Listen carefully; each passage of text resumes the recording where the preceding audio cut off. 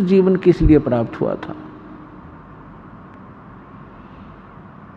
तो परमात्मा, ये यथार्थ ज्ञान जो सत्संग कहते हैं, ये परमात्मा ही आकर बताता है। और परमात्मा के द्वारा दिए गए ज्ञान को सभी सदग्रंथों में कहा है कि वो ज्ञान वास्तविक है और उसको सूक्ष्म वेदवत कहते हैं। श्रीमद् भगवत गीता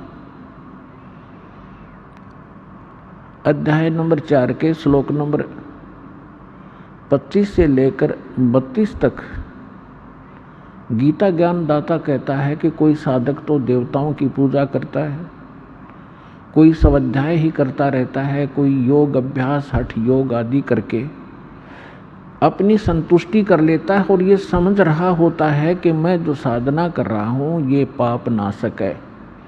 पाप नाशक मीन मोक्षदायक, पाप कटेंगे तो मोक्ष होगा। फिर तुरंत बताया है चौथे अध्याय के 32वें श्लोक में कि वास्तविक यथार्थ ज्ञान विस्तार के साथ सच्चिदानंद घन ब्रह्म की वाणी में कहा गया है।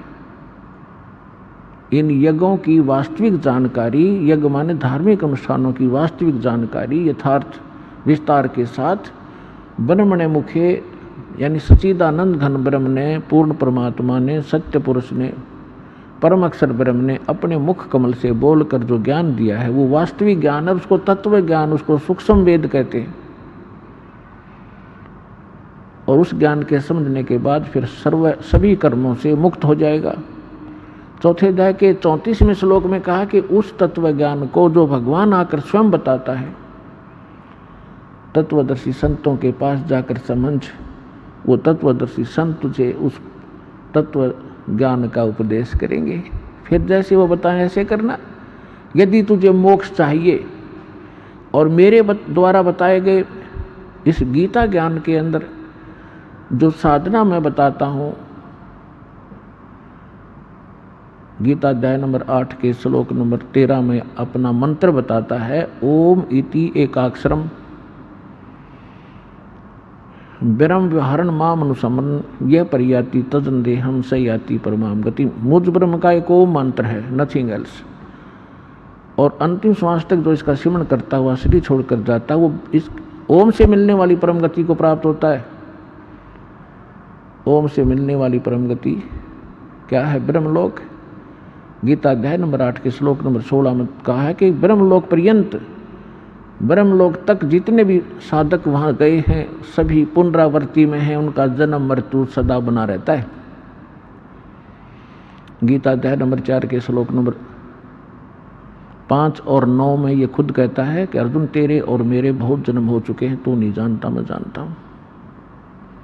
गीता अध्याय नंबर 2 के श्लोक नंबर 12 में, गीता अध्याय नंबर 10 के श्लोक नंबर 2 में ये स्वयं कहता है कि अर्जुन मेरी उत्पत्ति को ये देवता लोग नहीं जानते क्योंकि ये मेरे से उत्पन्न हुए हैं। और ऐसा नहीं है कि तू और मैं और ये सभी जो सैनिक हैं, जनता है, पहले ना जन्मे हों, और ऐसा नहीं कि आगे फिर जन्म ना होगा।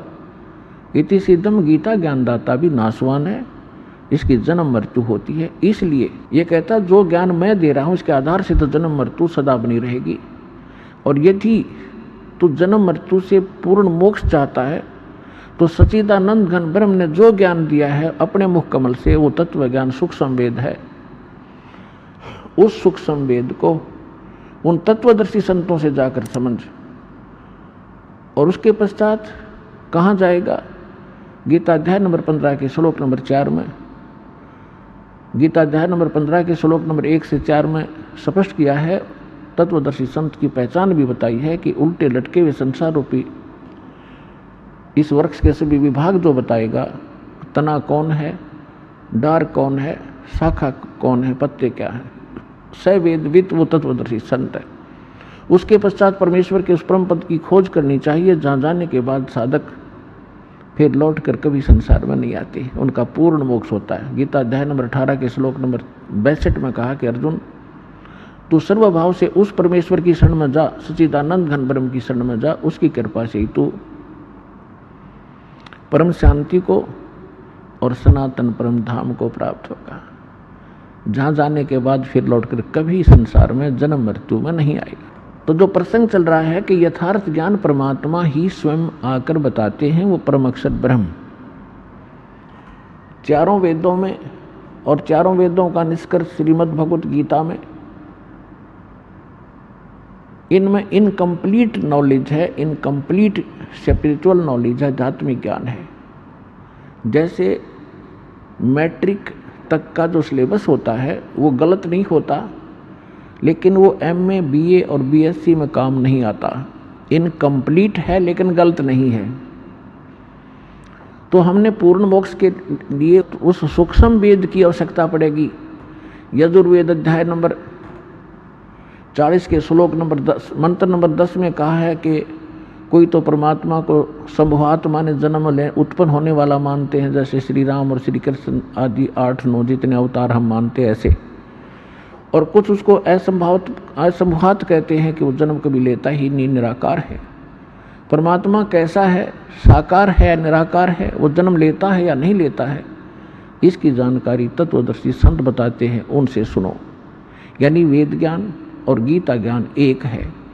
इसी प्रकार कुरान शरीफ के अंदर सूरत फुरकानी 25 आयत 59 से 52 से 59 में यही स्पष्ट किया है